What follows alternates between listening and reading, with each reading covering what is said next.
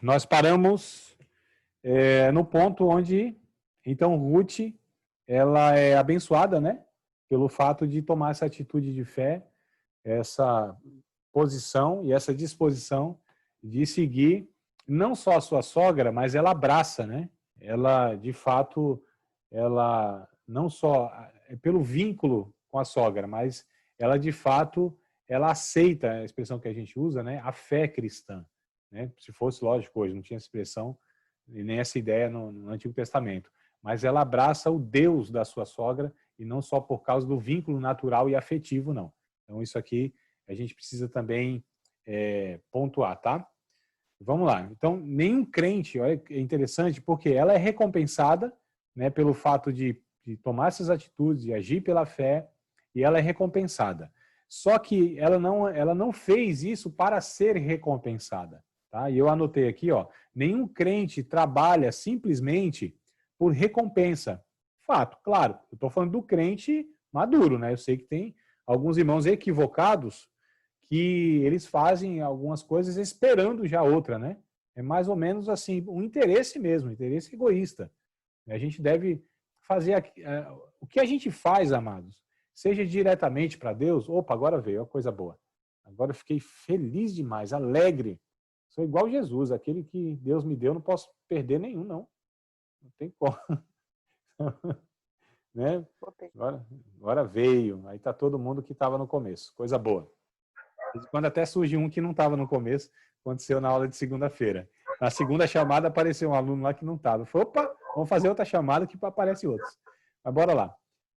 Então, tem alguns cristãos, alguns irmãos nossos, que infelizmente, eles muitas vezes, né, no equívoco da compreensão do que é o evangelho, às vezes as pessoas fazem esperando já que Deus possa retribuir, fazem até para pessoas, né? Quando pessoas não correspondem, pessoas não são recíprocas, pessoas não devolvem aquilo que ela fez, ela se sente injustiçada, às vezes não faz mais porque esperava a gratidão de um. Esperar, lógico que é muito bom, né, amados? Quando a gente faz alguma coisa boa para alguém, quando a gente recebe uma gratidão, isso é bom para o nosso ego, isso nos conforta, é até saudável em certa medida, mas nunca que a gente pode fazer nada com um interesse.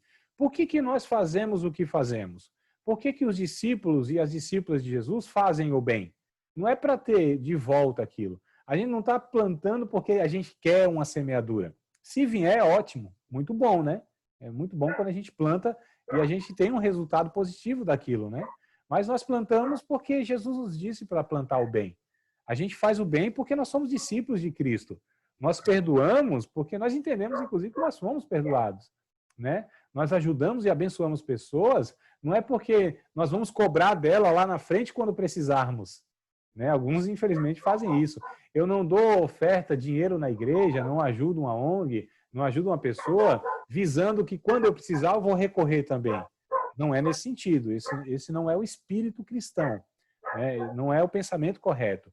Então, Ruth, ela não fez aquilo para ser recompensada, como nenhum crente deve trabalhar e fazer as coisas visando, né, o retorno daquilo. Ah, você investe aí 100 por 1. Pegam até o texto da Bíblia lá, né, que Jesus disse, né? Que quem planta lá colhe até 100 por 1, né? Não é nesse sentido.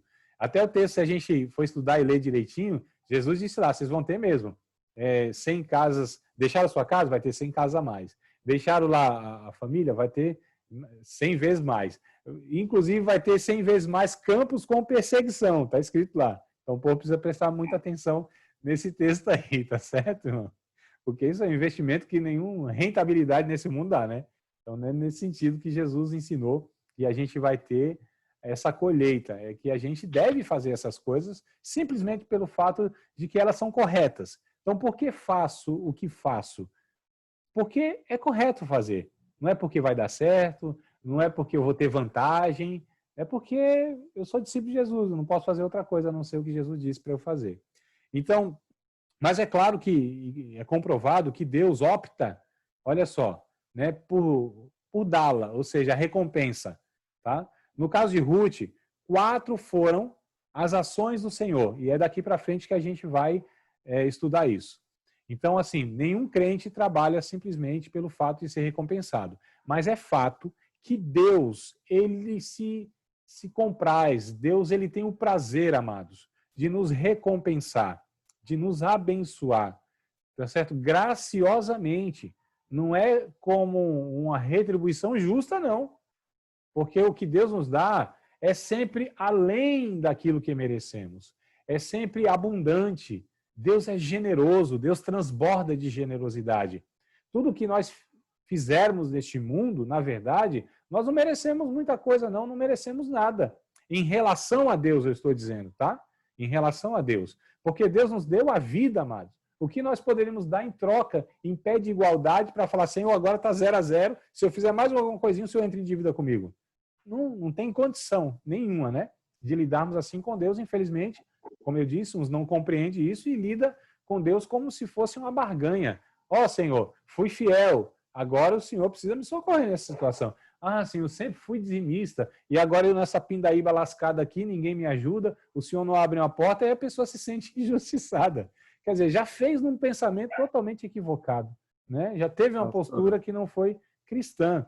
Então, assim, é bem complicado. Mas Deus recompensa, Deus abençoa. É prazer de Deus fazer o bem para as pessoas. É prazer de Deus abençoar essas pessoas, honrar as pessoas que fazem as coisas sem nenhum interesse. Deus honra, Deus abençoa, porque é a natureza de Deus. Deus é abençoador. Deus é generoso. Deus é transbordante. Ele abençoa até o injusto. A Bíblia diz que o sol nasce para um e para outro da mesma forma. A chuva cai sobre a lavoura do injusto e do justo da mesma forma. Deus é Deus de um e de outro. Né? Tanto é que Deus abençoa cada um aí que a gente fala, Senhor, esse aí o Senhor não devia abençoar não. Hein? Se eu fosse o Senhor, eu não abençoava não, porque esse cabra é ruim. Hein? E Deus abençoa, mas porque é Deus, é a natureza dele. Não pode fazer outra coisa a não ser abençoar, da vida, da saúde, da alegria no coração. Né? Às vezes a pessoa nem reconhece, muitas vezes não reconhece, é um ateu, é um à toa também na vida, é um ingrato. Olha, eu lembrei de um texto agora, eu quero ler com vocês aqui em Atos dos Apóstolos, me veio na mente, vou até tomar uma aguinha agora, tá? Atos dos Apóstolos, capítulo de número 14, se não me falha a memória, verso 17. Vamos ver aqui se é isso mesmo, ou se a minha memória está me traindo. Mas Atos, capítulo de número 14, versículo de número 17. Vamos ver se é isso. Se não for, é algo próximo aqui, e tomara que eu ache, né? Me veio na mente agora falando desse assunto. Então, Atos 14, vamos ver, é 17? É 17 mesmo. Vamos lá. Esse. Atos 14, verso 17. Olha só, vamos ler juntos aí, vocês acompanham, melhor dizendo.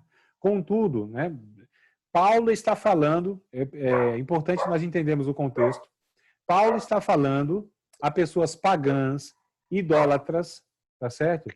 Gente que queria idolatrar, inclusive, Paulo, pensando que Deus tinha abençoado, né? Inclusive, tinha usado esses homens porque eles eram melhores, alguma coisa desse tipo. E aí Paulo vem corrigindo tudo isso. Olha que coisa interessante, queridos. Verso 17. Contudo, no caso Deus, não se deixou a si mesmo sem testemunho, beneficiando-vos, olha, Paulo está falando aos pagãos, aos idólatras, beneficiando-vos lá do céu, dando-vos chuvas e tempos frutíferos, enchendo de mantimento e de alegria o vosso coração. Olha que coisa interessante, o que Paulo está dizendo para aquele povo pagão idólatra. Deus encheu o coração de vocês de alegria. Deus mandou chuva para que vocês tivessem alimento, colheita. Deus encheu a despensa de vocês de alimento. É Deus que fez tudo isso. Paulo está dizendo, ainda que vocês não reconhecem, ainda que vocês não reconhecem, não conhecem Deus, mas Deus sempre cuidou de vocês, porque Deus é Deus da humanidade, amados. Não é só da igreja, não é só do dizimista, não é só do cara que ora bastante, não é só daquele que lê Bíblia pra caramba, que manja de Bíblia, né, que se abstém da prostituição, o cara que moralmente assim tenta viver uma vida regrada. Não, amado. Deus é Deus do Jacó e do Israel.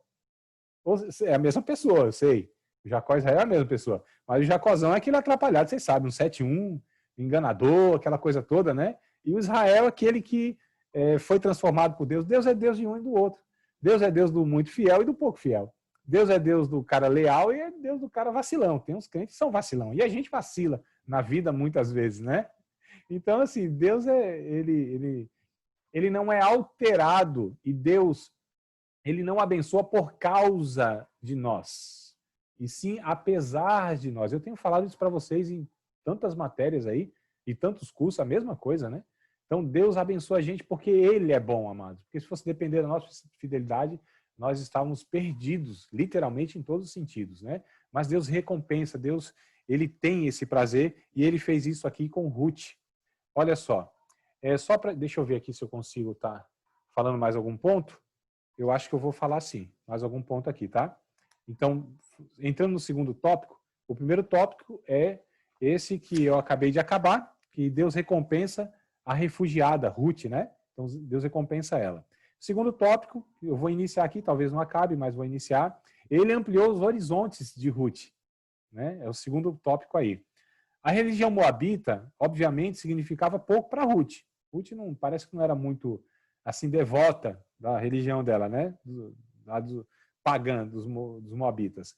Mas ela, pelo menos, estava rodeada de amigos e conhecido em Moab. Então, se ela fosse, como foi órfã, para sua terra, se ela fosse para Moab, não era porque ela amava lá os deuses pagãos, mas lá ela teria, naturalmente, algum amparo, né? Quando ela toma essa decisão, então de fato é pela fé que ela faz isso, é por estar depositando em Deus, ou no Deus, né, que ela pouco conhecia, mas conhecia através de Noemi. E é interessante observarmos isso. Olha como uma pessoa, mesmo numa situação tão trágica, né, luto de um marido, dos 2 filhos, uma situação assim tão deplorável, uma adversidade enorme, mas mesmo assim Ruth viu em Noemi, né, algo que apontou o Deus dela. É muito interessante isso, né, amados?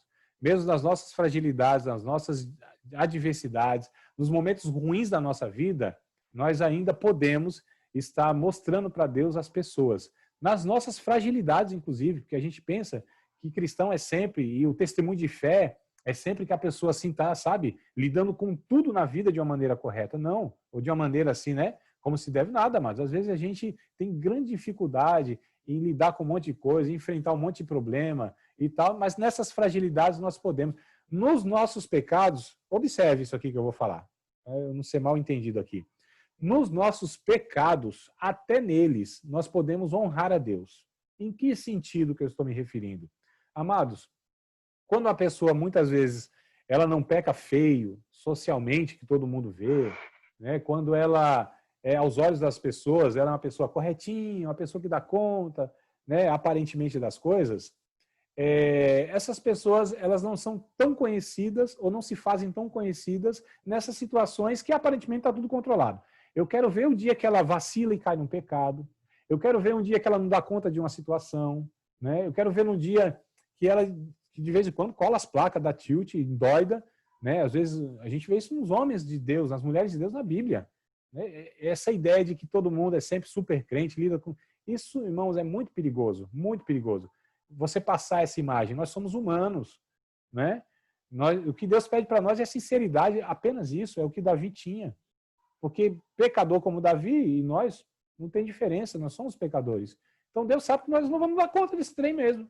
A gente não vai dar conta desse negócio de santidade, a gente não vai dar conta desse negócio de fidelidade. Eu não estou dizendo isso como um pretexto, então vamos viver de qualquer forma, não estou falando isso. Eu estou falando como uma realidade de que nós não alcançamos o padrão de Deus, amado. A gente vai agradar a Deus. A gente vai, nossa, eu estou cumprindo a vontade de Deus. Eu estou obedecendo os mandamentos. Não, amados, aí é um engano religioso, né? Que é vendido. A gente não tem condição. E, repito, eu não estou dizendo isso para a gente afrouxar nosso empenho, a nossa dedicação, nada disso.